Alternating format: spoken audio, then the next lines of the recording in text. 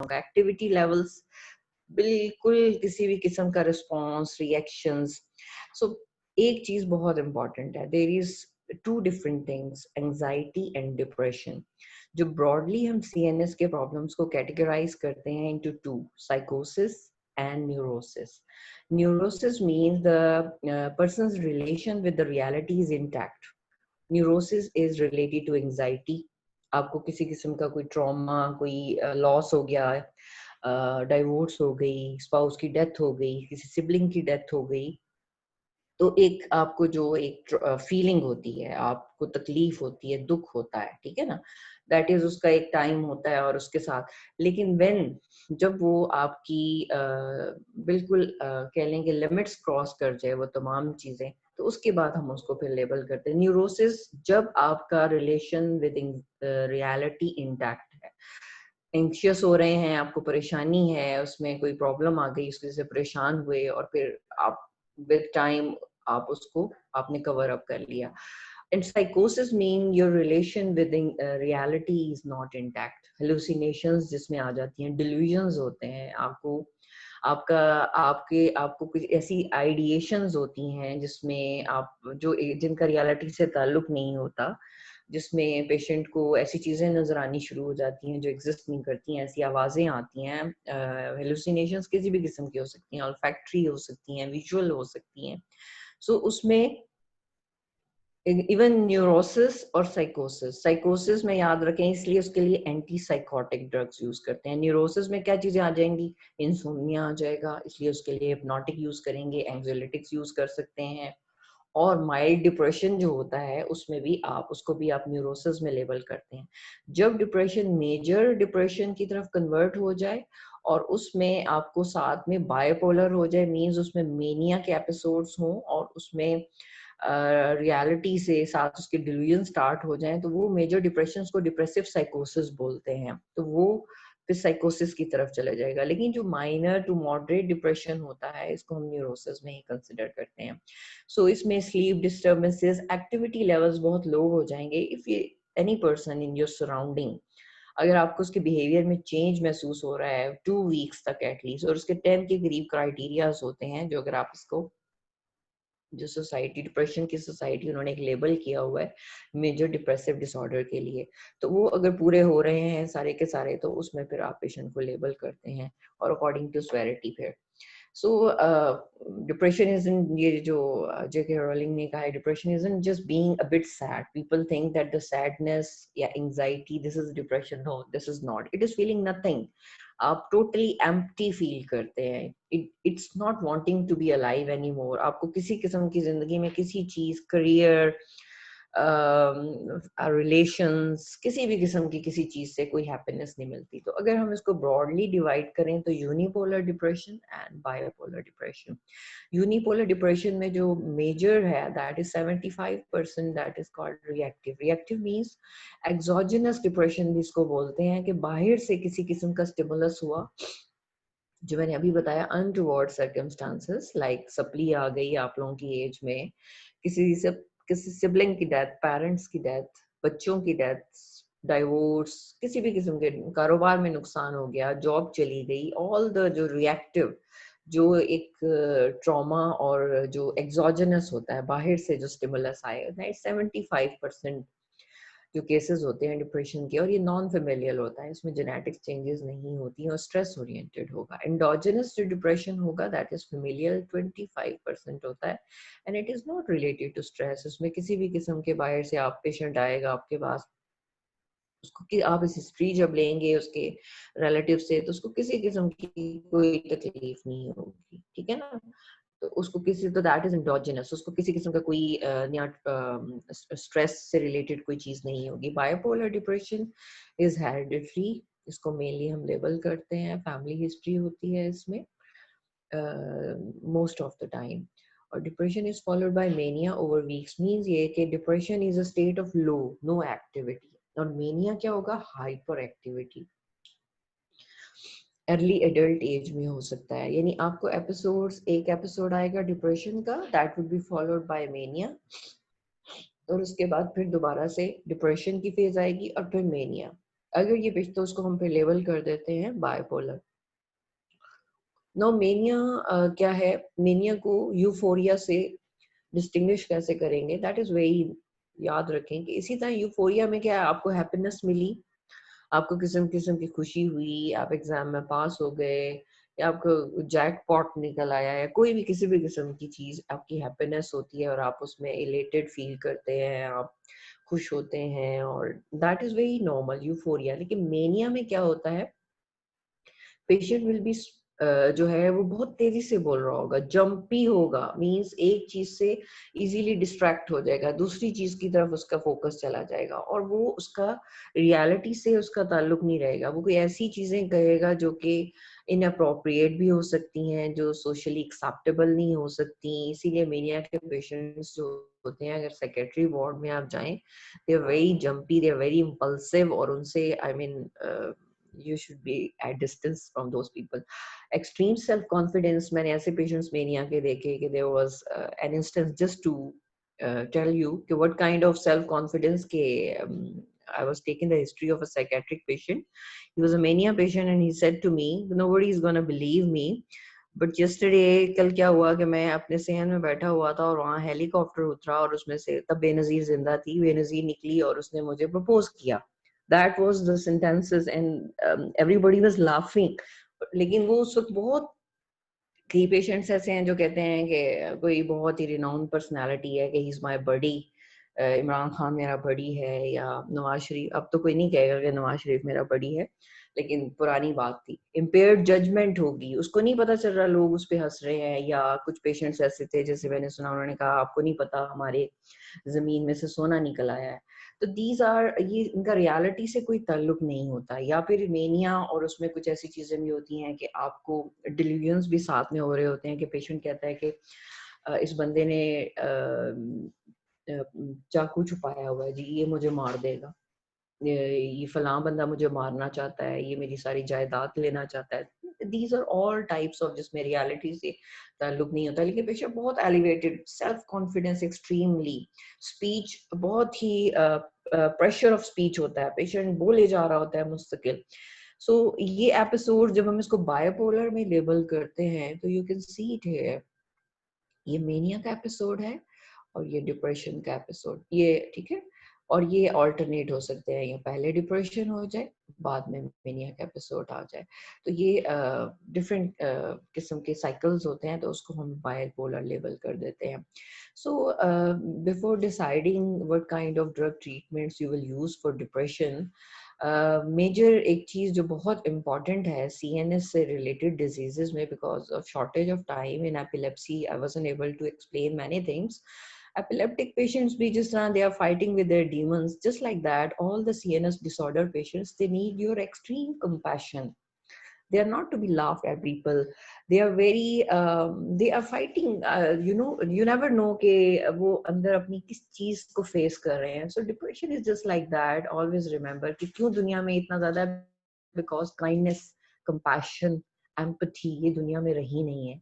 So surrounding में we are very selfish. Everybody is running, rat race है, selfishness है, हर बंदा कहता है कि मैं आगे निकल जाऊं. सो ऑल दीज कंडीशंस जिसमें हम लोगों से हमारा कनेक्शन जो है, human connection is very weak. In those conditions depression के इसलिए इंस्टेंस बहुत ज्यादा. और वैसे डेवलप्ड कंट्रीज में specially they are living alone, और इस पैंडेमिक में specially many people were doing suicide because कि वो अकेले रहने के आदी थे, बाहर निकलना बंद हो गया. सो साइंस ऑफ डिप्रेशन में सबसे समझने से पहले जो एक चीज बहुत इम्पोर्टेंट है, जो एक राइटर था काफका, उसकी सेइंग है कि writing down prescription is very easy. I mean, to prescribe a medicine is very easy, but to understand people is very difficult. So main इनको understanding की जरूरत होती है. Only drugs can't manage a patient of depression. उनको socially, उनके surrounding में, उनके relatives की भी counseling होती है. उनको किस तरीके से आपने कितनी काइंडनेस के साथ, कितनी अंडरस्टैंडिंग के साथ डील करना होता है, other than professional counselling and professional psychotherapy. और उसमें जो मेन चीज है कि आपके ब्रेन में throughout the life there are changes हो रही होती हैं, ठीक है ना, आपके इमोशनल एक्सपीरियंसेस होते हैं जो आपके ब्रेन को चेंज कर रहे होते हैं। तो उसमें कुछ हाइपोथेसिस हैं जो कि pathophysiology of major depressive disorder, you can see it here, जब उन्होंने ब्रेन में ये स्कैन था, ये नॉर्मल ब्रेन है, you can see the activity, और in this depressed brain you can see very low activity, ठीक है, there is no pleasurable feelings. अब ब्रेन में कुछ न्यूरोट्रांसमीटर्स जैसे होते हैं, न्यूरोट्रॉफिक हाइपोथेसिस हम देखते हैं वो क्या होगा, मोनोएमीन्स हाइपोथेसिस है, और न्यूरो एंडोक्राइन फैक्टर्स है, ये सारे के सारे डेफिनेटली अगर आप पैथोफिजियोलॉजी में देखेंगे तो ये चीजें other than stress definitely neurotransmitters की डेफिशिएंसी भी हो सकती है, और ये तीनों भी किसी पेशेंट में एट द सेम टाइम हो सकते हैं, इनकी इंटेग्रेशन भी हो सकती है। जो पहला हाइपोथेसिस है इट इज कॉल्ड न्यूरोट्रॉफिक।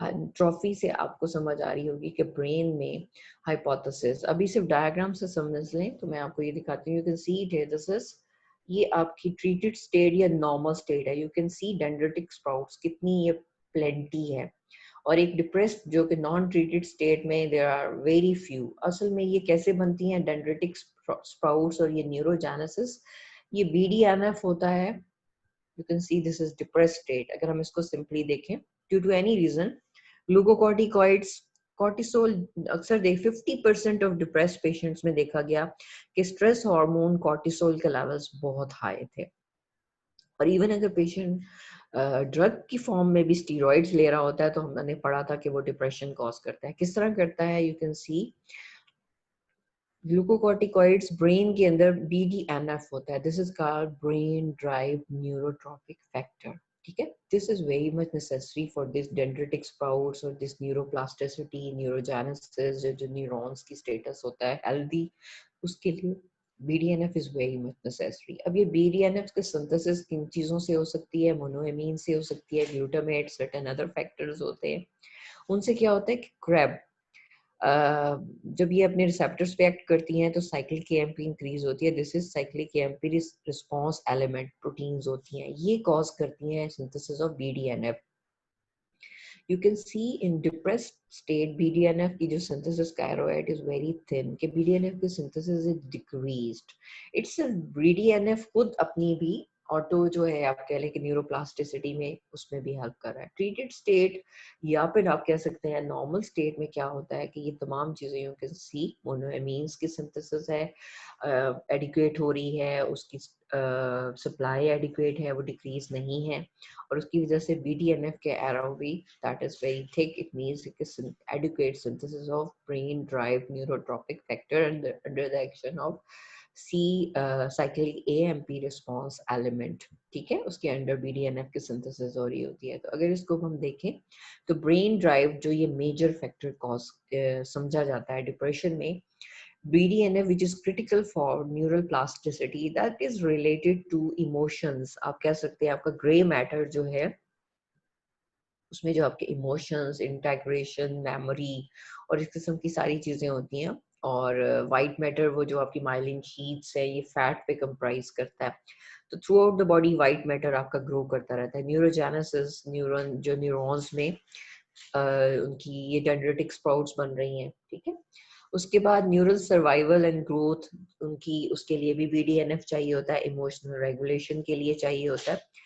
तो उसमें वो कह रहे हैं कि नॉर्मली भी ये हो सकता है कि म्यूटेशन हो जाए BDNF का जो जीन्स है उसमें पॉलीमॉर्फिज्म हो या म्यूटेशन हो, तो that they will be decrease synthesis of BDNF, उससे एंजाइटी और डिप्रेशन हो सकता है पेशेंट को। This is one of the neurotrophic hypothesis. Second hypothesis is monoamines and other neurotransmitter. हम ये कहते हैं जी norepinephrine, dopamine and serotonin. As you know serotonin ये आपको हैप्पीनेस की फीलिंग्स, डोपामीन में आपको अवार्ड और एनर्जी और आपकी जो एलिवेटेड मूड, इस किस्म की फीलिंग्स होती हैं आपको। तो अक्सर ये जितनी भी एडिक्टिव जो सब्सटेंसेस होते हैं उसमें यही रिवॉर्ड सिस्टम में डोपामीन रिलीज होती है। इवन इवन बहुत सारी हैप्पी स्टेट्स में ये कहा जाता है कि डोपामिन रिलीज हो रही है। डेफिशिएंसी इन अमाउंट और फंक्शन ऑफ these monoamines, इनकी जब भी इनकी सिंथेसिस में डेफिशिएंसी हो रही हो या इनकी ब्रेकडाउन इंक्रीज हो जाए, ये कैसे पता चला कि रेजरपीन जो कि आप लोगों ने पढ़ी थी कि रिसर्च ड्रग है, अब यूज होती है, इसको हाइपरटेंशन में जब इसको यूज किया गया तो उन पेशेंट्स को डिप्रेशन हो गया। तो देखा गया कि ये डिप्लीट कर देती है स्टोर्स ऑफ मोनोएमीन्स को। दैट्स व्हाई जब डिप्लीशन हो जाएगी तो जब भी नर्व इम्पल्स आएगी तो there will be no monoamine to be release from nerve ending, so there will be decrease action on the post synaptic receptors, तो डिप्रेशन हो जाता है। Factors affecting synthesis and stores, definitely anything which will deplete the stores and anything which will decrease the synthesis. इसीलिए उन्होंने tryptophan देके देखा कि शायद उससे भी थोड़ा बहुत, लेकिन एज सच ये इसलिए हाइपोथेसिस हैं कि इनको टॉपसीज पे देखा गया कि उन पेशेंट्स में मोनोइमीन की डेफिशिएंसी थी।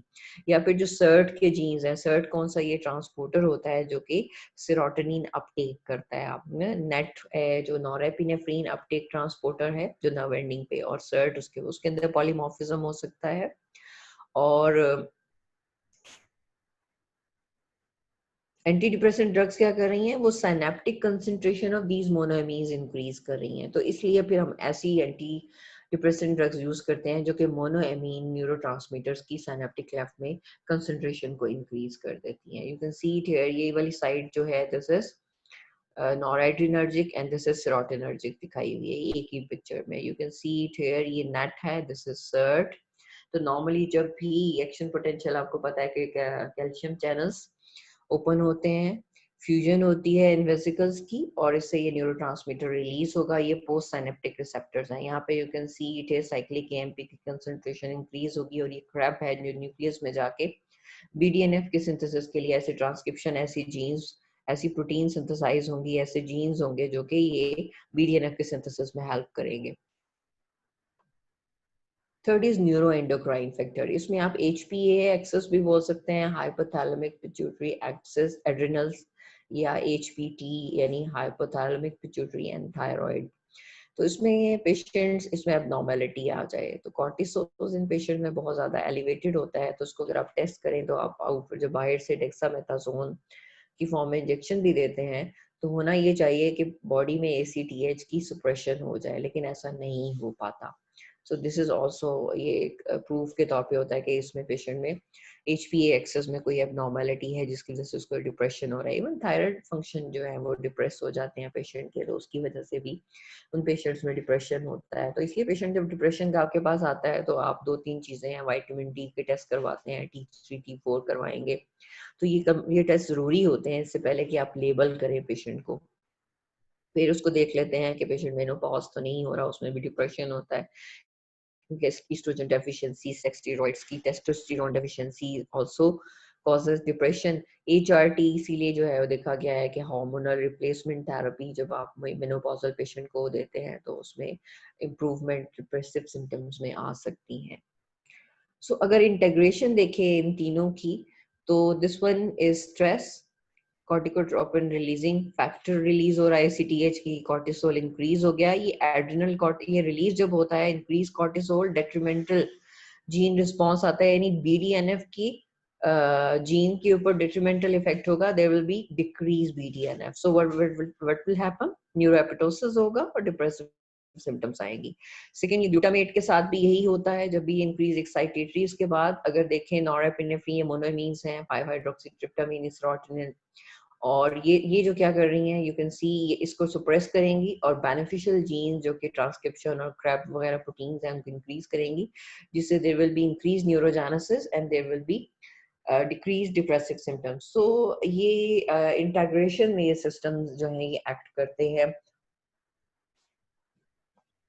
एक रीजन भी हो सकती है डिप्रेशन की और मल्टीपल भी हो सकती है। Now the drugs which will you will use, दो मोडालिटीज, एक हमने कहा था ड्रग ट्रीटमेंट है और कुछ नॉन ड्रग ट्रीटमेंट्स हैं। उसमें जो इम्पोर्टेंट है, इसको मैं बहुत सारे माइनर डिप्रेसिव डिसऑर्डर्स में आप कहते हैं कि साइको थेरेपी जो है वो बहुत ज़्यादा बेनिफिशियल होती है और ड्रग्स सपोर्टिव होती हैं उसमें। सो classification of anti depressant drugs को अगर ब्रॉडली करें तो 4 ग्रुप्स में डिवाइड करेंगे। Number 1 group is amine uptake inhibitors. When amine will not be uptake, जो transporters होते हैं, they will be blocked, so increase concentration of monoamine in the synaptic cleft. Second is monoamine oxidase inhibitors हैं। Monoamine oxidase आपको पता है कि metabolise कर देता है, ये साइनेप्स के अंदर भी होगा, जो उसकी बोटॉन्स होते हैं वहां पे भी होता है। तो ये इसकी जब ये इनहिबिट हो जाएगा तो जो सेफ्टी वाल्व के तौर पे एक्ट कर रहा होता है मोनोअमीन ऑक्सीडेज, जो पिल्फरेज हो रही होती है वेसिकल से, उसको फौरन मेटाबोलाइज कर देता है। तो क्या होगा कि वो मेटाबॉलिज्म नहीं होगा, तो इंक्रीज मोनोमीन्स विल बी अवेलेबल। फिर हेटेरोसाइक्लिक एजेंट्स हैं, एटिपिकल हैं, न्यूअर ड्रग्स हैं, और फिर 5 हाइड्रोक्सीट्रिप्टामिन एंटागोनिस्ट, सेरोटोनिन एंटागोनिस्ट हैं। इसमें अमीन अपटेक इनहिबिटर्स में मैंने यहाँ शॉर्ट करके लिखे हुए हैं, लेकिन आपने इस तरह नहीं लिखने। TCAs is a universally acceptable abbreviation, but you have to write down the full name. Tricyclic antidepressants आगे लिखा हुआ होगा। SSRIs is selective serotonin reuptake inhibitors, and SNRIs are serotonin norepinephrine reuptake inhibitors. So amine uptake inhibitors को पहले देख ले। तो first one is tricyclic antidepressants. Tricyclic इसलिए बोलते हैं, इससे दो चीजें याद रखें। ट्राईसाइकिल 3 इसमें रिंग्स होते हैं इसकी स्ट्रक्चर में, that's why it is called tricycle. और इसमें 3 C होते हैं, इससे भी याद रखें। 3 C क्या है वो हम एडवर्स इफेक्ट्स में देखेंगे। सो ये जितना आपको इनोसेंट लग रहा है ट्राईसाइक्लिक एंटी डिप्रेसेंट्स, बिल्कुल भी इतने इनोसेंट नहीं है, बल्कि ये डेंजरस ड्रग्स है, ओल्डर ड्रग्स है। इनके नाम देखने तो ये एमीट्रिप्टिलीन, नॉरट्रिप्टिलीन, एम्प्रोट्रिप्टिलीन, imipramine, trimipramine, clomipramine, and desipramine and doxepin. These are the names. इसमें कुछ ट्रिप्टिलीन्स हैं, कुछ प्रामीन्स हैं, उसके साथ आप ये नाम फुल नेम लिखिएगा। एग्जाम में इस तरह नहीं लिखना। This is only a way to memorise it, to make it easy for you. Next group जो बहुत इंपॉर्टेंट है और दुनिया में इस वक्त वर्ल्ड वाइड जो फेवरेट एंटी डिप्रेसेंट ड्रग है, दैट दोस आर SSRIs। क्यों है फेवरेट ये हम आगे देखेंगे। Selective serotonin reuptake inhibitors, prototype is fluoxetine. ठीक है, इसमें जो ये ट्रिप्टिलीन, एमिट्रिप्टिलीन है, ये imipramine was the first substance. ये एंटीसाइकोटिक ड्रग्स के में उससे ये सिंथेसाइज हुई थी। और लेकिन इसमें जो कि एंटीसाइकोटिक एक्शंस नहीं थे, तो इट वाज फाउंड कि इसमें एंटी डिप्रेसेंट एक्शंस हैं, तो फिर इसको हमने एंटी डिप्रेसेंट में के अंडर लेबल कर दिया। तो फ्लॉक्सिटिन यहाँ पे, this is the prototype SSRI। Other drugs are paroxetine, citalopram, escitalopram. ये ज़्यादा एक्टिव है, ज़्यादा इफेक्टिव है, ये न्यू ड्रग है, क्योंकि इसमें जो 2 आइसोमर्स होते हैं उनमें से हाफ R होता है, R आइसोमर और S isomer. S isomer is active. So escitalopram को ऑलमोस्ट एसिटालोप्रैम रिप्लेस कर चुकी है, क्योंकि ये ज़्यादा इफेक्टिव है। ये सारी की सारी S आइसोमर के फॉर्म में होती है, फ्लुवोक्सामीन एंड सर्ट्रालीन। ठीक है। Third group is serotonin norepinephrine reuptake inhibitors. SNRIs में जो प्रोटोटाइप है दैट इज वेनलाफेक्सिन। इसका जो एक्टिव क्या कहेंगे मेटाबोलाइट है दैट इज डिसवेनलाफेक्सिन। और फिर डिलॉक्सिटीन। डिलॉक्सिटीन इज वेरी मच इम्पॉर्टेंट कि ये अब इसको न्यूरोपैथिक पेन्स में बहुत ज्यादा, ऑर्थोपेडिक में जो पेन्स होती हैं उसके लिए बहुत ज्यादा यूज किया जाता है, और मिलनास्प्रान। फोर्थ ग्रुप जो कि ये अगेन ओल्डर ग्रुप है, जिसमें जो SNRIs हैं ये भी नई ड्रग्स हैं। SSRIs के बाद जो मेन ड्रग्स आई हैं SNRIs, और ये monoamine oxidase inhibitors oldest drugs TCAs के साथ हैं। इसमें दो तरह की हैं, एक तो नॉन सेलेक्टिव है जो कि मोनोअमीन ऑक्सीडेज A और B दोनों को इनहिबिट करती हैं। How these drugs were diagnose, sorry, how these drugs were क्या कह सकते हैं कि कैसे पता चला कि ये एंटी डिप्रेसेंट एक्शन है, कि आइसोनाइजिड जो कि एंटी ट्यूबरकुलस ड्रग है उससे रिलेटेड कंपाउंड्स थे।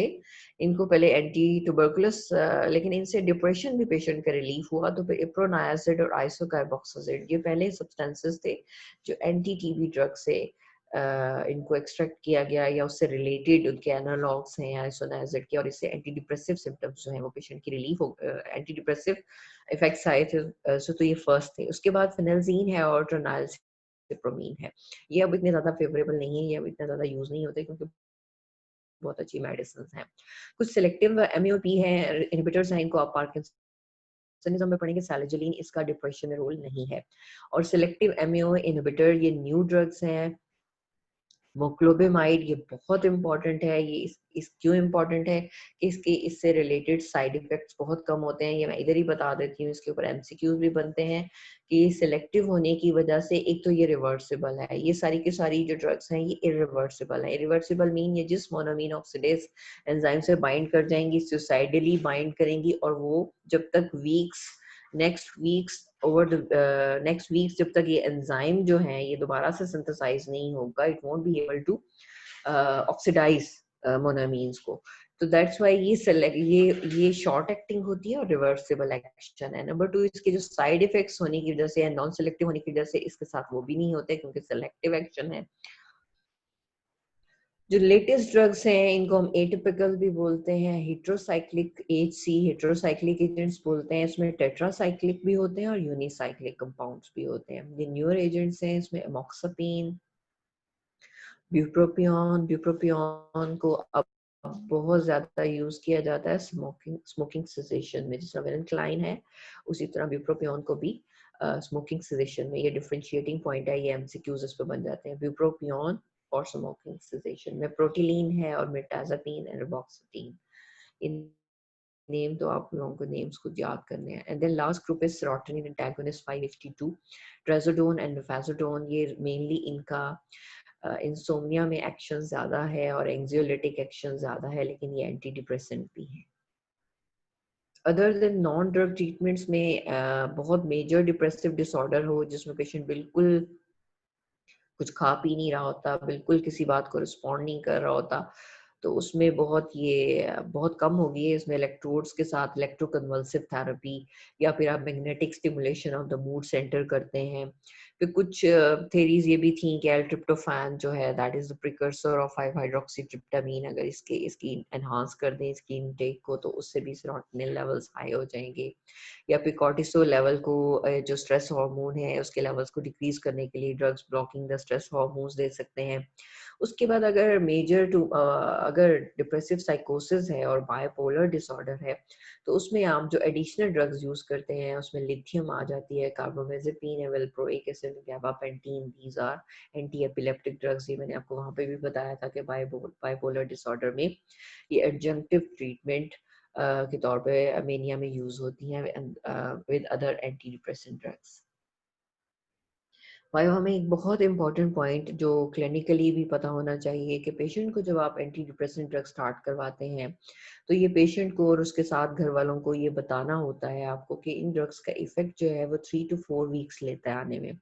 सो व्हाट इज द रीजन के उसकी कुछ हाइपोथेसिस हैं, ये वाइवा क्वेश्चन है, इसमें पूछा जाता है कि why anti depressant drugs take at least 2 to 3 weeks to produce any beneficial clinical effects के पेशेंट का मूड एलिवेट हो, डिप्रेसिव सिम्टम्स चले जाएं। तो उसके लिए उसकी रीजन है आपको पहले हम समझ लेते हैं कि रीजन क्या है। अगर बिफोर ट्रीटमेंट आप देखें नॉर्मल हम देखेंगे मोनोमीन्स जैसे ही एक्शन पोटेंशियल आया, कैल्शियम इन्फ्लक्स हुई, वेसिकल फ्यूजन हुई और आपका मोनोमीन रिलीज हो रहा है, ठीक है। यहाँ पे ये पोस्ट सिनेप्टिक रिसेप्टर्स पे भी एक्ट करेगा और उसके बाद यू नो दैट अपटेक भी हो सकती है कुछ थोड़ी सी, और कुछ ऑटो रिसेप्टर्स होते हैं जो ऑटो इनहिबिशन कर रहे होते हैं, ठीक है। ये क्या करते हैं, जब भी ऑटो रिसेप्टर के साथ आके ये न्यूरोट्रांसमीटर बाइंड करेगा तो ये फर्दर इसकी फ्यूजन को इनहिबिट कर देगा और further release of neurotransmitter release हो जाएगा।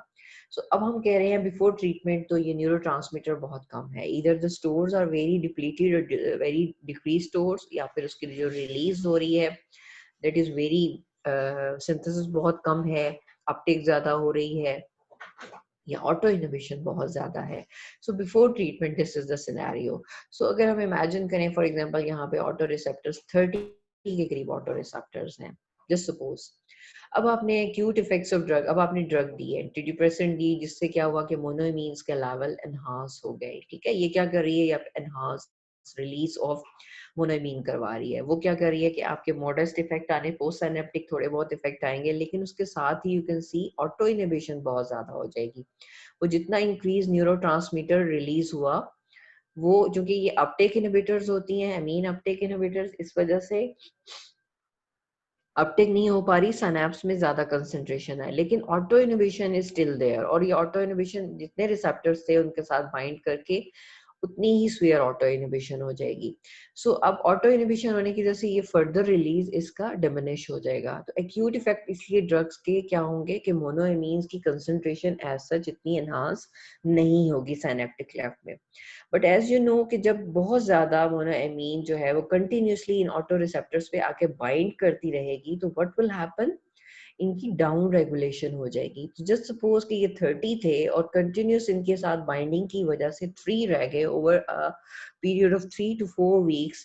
सो अब क्या होगा जब क्रॉनिक इफेक्ट्स ऑफ ड्रग्स आएंगे, सो क्या होगा कि auto inhibition is very much decrease because of down regulation of auto receptors. अब इनहिबिशन बहुत कम हो रही है तो कंटिन्यूसली मोनोएमीन्स जो हैं वो रिलीज हुए जा रही हैं और पोस्ट साइनेप्टिक इफेक्ट्स उनके बहुत ज्यादा हो जाएंगे।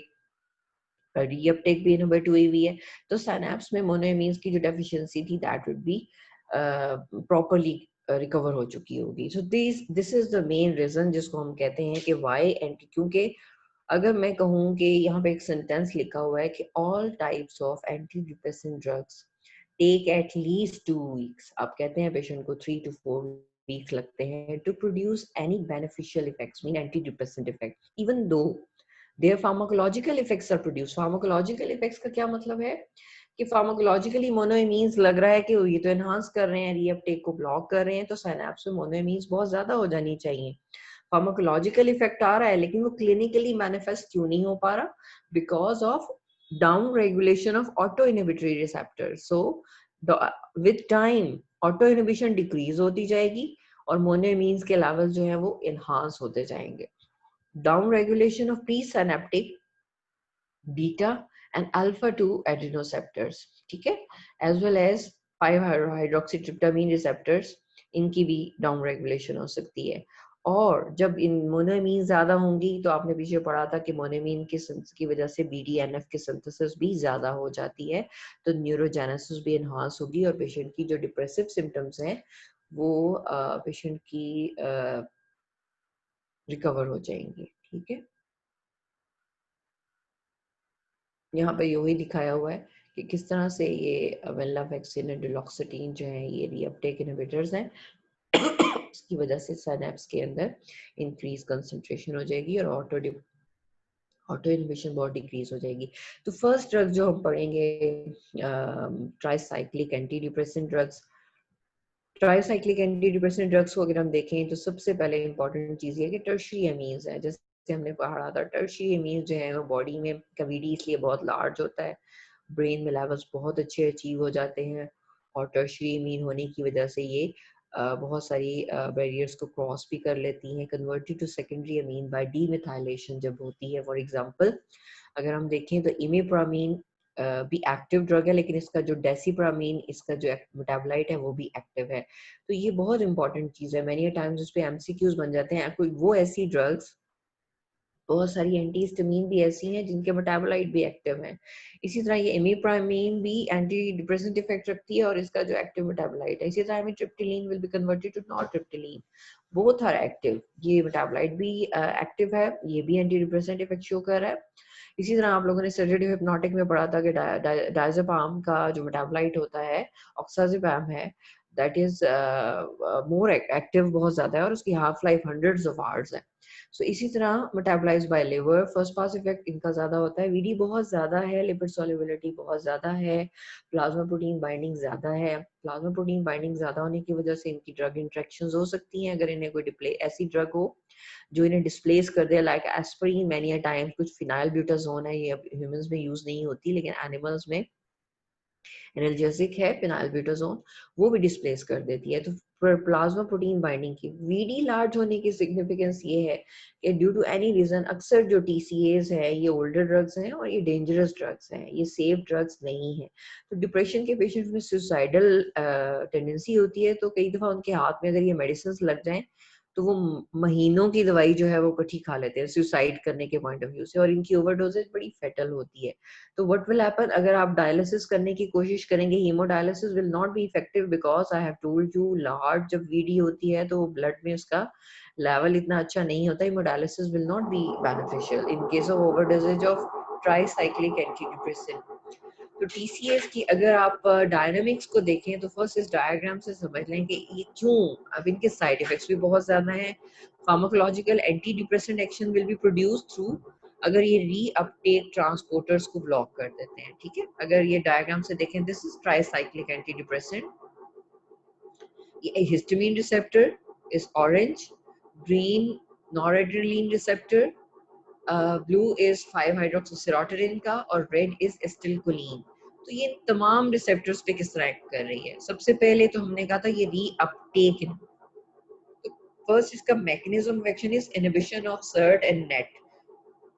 डोपामीन का जो DAT डैट है, जो कि डोपामीन वाला ट्रांसपोर्टर है, उस पर इसका बहुत कम इफेक्ट होता है। मेनली ये किसको इनहिबिट कर रही है, सेरोटोनिन रीअपटेक को यहाँ पे ब्लॉक कर देगी, नॉरएड्रेनालिन अपटेक को यहाँ पे ब्लॉक कर देगी, तो साइनेप्स के अंदर इनकी कंसंट्रेशन ज्यादा हो जाएगी। इसके बाद फर्दर इसके इफेक्ट्स क्या हैं जी, ये जो पोस्ट साइनेप्टिक अल्फा रिसेप्टर्स हैं वहां उनको ब्लॉक करेगी, तो उससे अल्फा ब्लॉकिंग इफेक्ट में क्या होगा, पेशेंट को ऑर्थोस्टैटिक पोस्टरल हाइपोटेंशन हो जाती है, और ये एल्डरली में बहुत बड़ा साइड इफेक्ट है। उसके बाद हिस्टामिन को जब ब्लॉक करेगी तो एंटी हिस्टामिन इफेक्ट्स प्रोड्यूस करेगी। तो अगर ये अनडिजायरेबल है तो उसमें सेडेशन बहुत ज्यादा होती है पेशेंट को, इसलिए दीज ड्रग्स आर वेरी, इनके साथ पेशेंट ड्राइव नहीं कर सकता, इनके साथ फाइन स्किल वाले काम नहीं कर सकता, तो ये इसलिए इनकी सेडेशन इनका साइड इफेक्ट है। लेकिन अगर आप इसको यूज करना चाहते हैं एज एंटी प्रोरेटिक, तो इसमें डॉक्सिपेन जो है उसको एंटी प्रोरेटिक, प्रोराइटिस जो कि इचिंग और ये एलर्जिक कंडीशन हो जिसमें बहुत ज्यादा इचिंग हो, उसमें यूज की जा सकती है। और जो सबसे ज्यादा इम्पोर्टेंट एंटी मस्करीनिक इफेक्ट है, जस्ट लाइक एट्रोपिन एक्ट करेंगे, और ये मस्करीनिक, यू कैन सी एसिटिलकोलिन के रिसेप्टर्स को, मस्करीनिक रिसेप्टर्स को ब्लॉक करते हैं। इसलिए इनके side effects other than pharmacological actions जो प्रोड्यूस कर रहे हैं और क्लिनिकल रिस्पांस आ रहा है, इसके अदर साइड इफेक्ट्स बहुत ज्यादा हैं। Anti muscarinic effect due to blockage of muscarinic receptor, H1 blocking effect से हिप्नोटिक इफेक्ट आएगा अगर यूज करना है। सेडेशन की, अगर पेशेंट ऐसा है जिसमें डिप्रेशन है और it is accompanied by severe insomnia, तो उसमें बेनिफिशियल होगा, और अगर उसको प्रोराइटिस भी है साथ उसमें भी बेनिफिशियल होगा। लेकिन अगर नहीं है तो ये अनडिजायरेबल होगा। अल्फा ब्लॉकिंग इफेक्ट में ऑर्थोस्टैटिक हाइपोटेंशन। तो अगर इसका मैकेनिज्म ऑफ एक्शन पूछा जाए तो this is the mechanism of action, और डायनामिक्स पूछी जाए तो डायनामिक्स का मतलब ये होता है कि जितने भी रिसेप्टर्स पे वो एक्ट कर रहा है वो सारी डायनामिक्स में आएगा। This is the main difference between mechanism of action and pharmacodynamics. तो डायनामिक्स का मतलब है कि जहां जहां पे भी एक्ट कर रहा है, चाहे वो डिजायरेबल इफेक्ट्स हैं चाहे अनडिजायरेबल इफेक्ट्स हैं, all the pharmacological actions. Therapeutic uses में सबसे ऊपर चूंकि एंटी डिप्रेसेंट ड्रग है, आप लोग क्या करते हैं कि जब आपसे एससीक्यू में आता है कि write down the clinical uses of tricyclic TCAs anti depressant drugs, तो आप लिख देते हैं depression. This is not the way. जैसे एपिलेप्सी में मैंने कहा था type of the epilepsy you have to write down, so you have to write down severe depression, endogenous depression, bipolar depression along with lithium के ये use होती है। यानी माइल्ड टू मॉडरेट डिप्रेशन में ये ड्रग ऑफ चॉइस नहीं है। Why? Because of so many side effects. Phobias में OCD, obsessive compulsive phobic state, जो OCD के पेशेंट्स होते हैं, अगर उनमें बहुत ही ज्यादा OCD माइनर ना हो बल्कि मेजर साइड पे जा रही हो, और उसके साथ साथ पेशेंट को और कंडीशंस भी हों, लेकिन अगर नॉर्मल है तो OCD का एंजाइटी से रिलेटेड इसका ताल्लुक ज्यादा होता है। माइनर OCD में एंजाइटी होती है, उसमें क्लोमिप्रामीन को आप SSRIs के साथ दे सकते हैं, लेकिन इसको अमूमन प्रेफर नहीं किया जाता है। इनको कॉम्बिनेशन में, जिस तरह हमने कहा था एपिलेप्सी में ड्रग्स को कॉम्बिनेशन में देने से पहले बहुत ध्यान से उनकी इंट्रैक्शंस, इसी तरह same is the case with anti depressant drugs, इनकी ड्रग इंट्रैक्शंस बहुत इंपॉर्टेंट है। एन्यूरिसिस में आप लोगों को याद हो गया, हमने जब एंटी मस्करेनिक पढ़ी थी एट्रोपिन में, तो बेड वेटिंग करते हैं वो जो बच्चे जिनमें नॉक्टर्नल एन्यूरिस प्रॉब्लम होता है, उनमें इमिप्रामीन यूज की जाती है, मिट्रिप्टोलिन भी यूज की जाती है। एक्यूट पैनिक सिंड्रोम, पेशेंट को बार बार पैनिक अटैक्स हो रहे हैं, उसमें भी इमिप्रामीन दी जा सकती है। Cataplexy is a state with narcolepsy, इसमें क्या होता है कि पेशेंट बैठे बैठे जैसे खराटे लेने शुरू हो जाते हैं। दिस इज नार्कोलेप्सी की एक वेराइटी है cataplexy.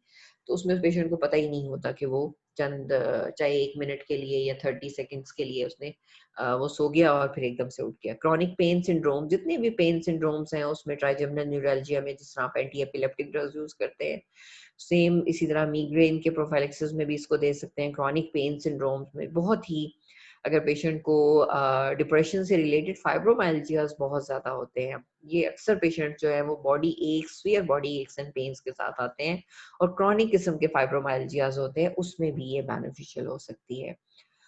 Adverse effects of TCAs are very very very much important, और इसको डिटेल में प्रॉपर क्वेश्चन है एडवर्स इफेक्ट्स ऑफ TCAs। इसको आप डिवाइड इसी तरह करेंगे, जब भी आप विद नॉर्मल थेराप्यूटिक डोजेज, जब आप इसको क्लिनिकल डोजेज में देते हैं तो क्या साइड इफेक्ट्स हैं, पेशेंट को सेडेशन होगी, so that's why patient won't be able to drive. पहले से बता दें कि इन ड्रग से इसलिए इनको, इनका जो नाइट टाइम में ली जाती है और इससे बहुत ज्यादा सेडेशन होती है। Difficulty in concentration, fine skills, अगर वो किसी किस्म का ऐसा मशीन हैंडलिंग कर रहा है, फैक्ट्री में काम कर रहा है, तो पेशेंट उसको बता दे कि that won't be safe. Antimuscarinic side effects वही सारे एट्रोपिन वाले, blurring of vision, photophobia due to dilatation of the, जो डायलेशन ऑफ प्यूपिल से, tachycardia, dryness of mouth, urinary hesitancy, इसलिए ये ओल्ड एज के पेशेंट्स में जिनको बीपीएच हो उनमें प्रॉब्लम हो सकती है, कॉन्स्टिपेशन एंड कंफ्यूजन हो सकती है, ठीक है। उसके साथ postural hypotension due to alpha 1 effect की वजह से, अल्फा 1 ब्लॉकेट की इफेक्ट की वजह से पोस्टरल हाइपोटेंशन, जस्ट लाइक प्राइजोसिन जो अल्फा ब्लॉकर से होती है। ये नॉर्मल क्लिनिकल डोजेस में इफेक्ट्स आ रहे हैं। उसके बाद आगे थोड़ा बहुत इफेक्ट्स कार्डियोवैस्कुलर टॉक्सिसिटीज हो सकती हैं क्लिनिकल डोजेस में भी, उसमें ऑर्थोस्टैटिक हाइपोटेंशन अगर सीवीएस में देखें, कुछ कंडक्शन डिफेक्ट्स आ सकते हैं, एरिथमियाज हो सकते हैं, अगर बहुत स्फेयर होगा तो क्यूटी प्रोलॉन्गेशन करती हैं, इसलिए ये अगेन इस ड्रग के स्टार लगा के क्यूटी प्रोलॉन्गेशन ड्रग्स में ट्राइसाइक्लिक एंटी डिप्रेसेंट्स मैंने आपको रिदमिया में पढ़ाए थे। सर कितने, ओके जल्दी से कर लेते हैं। साइकेट्रिक साइड इफेक्ट्स जो है, एग्रेवेशन ऑफ साइकोसिस, विड्रॉल सिंड्रोम बहुत ज्यादा इनके साथ, जितनी एंटी डिप्रेसेंट ड्रग्स हैं इसको हम डिसकंटिन्यूएशन सिंड्रोम भी कहते हैं, विड्रॉल सिंड्रोम भी कहते हैं। विड्रॉल सिंड्रोम हमेशा उन ड्रग्स के साथ होता है जिनकी हाफ लाइफ बहुत ज्यादा नहीं होती, लॉन्ग हाफ लाइफ के साथ विड्रॉल सिंड्रोम नहीं होता। न्यूरोलॉजिकल साइड इफेक्ट सीजर्स हो सकते हैं, मेटाबॉलिक एंडोक्राइन में वेट गेन एंड सेक्शुअल, जितनी भी एंटी डिप्रेसेंट ड्रग्स हैं इनके साथ वेट गेन होता है, सिर्फ SSRI से कम है, और सेक्सुअल डिस्टर्बेंसेस, डिक्रीज लिबिडो, बहुत एनऑर्गेज्मिया, इस किस्म के साइड इफेक्ट्स हो सकते हैं इनके साथ। एडवर्स इफेक्ट्स में ड्रग इंटरेक्शंस भी आपने बतानी होती हैं। इसमें जो फार्माकोडायनामिक ड्रग इंटरेक्शंस मींस ये कि जो एक्शन के अकॉर्डिंगली, जो सेडेटिव, यानी अगर आप इनको अल्कोहल के साथ लेंगे या किसी किस्म की सेडेटिव हिप्नोटिक के साथ लेंगे या एंटीहिस्टामिन के साथ लेंगे तो एडिटिव इफेक्ट होगा, सेडेशन बहुत प्रोनाउंस होगी। एंटी हाइपरटेंसिव ड्रग्स के साथ लेंगे तो एंटी हाइपरटेंसिव यानी हाइपोटेंशन हो जाएगी। टाइम इज ओवर, ये तो बहुत सारा पड़ा हुआ है अभी। ओके जी, देन ओके,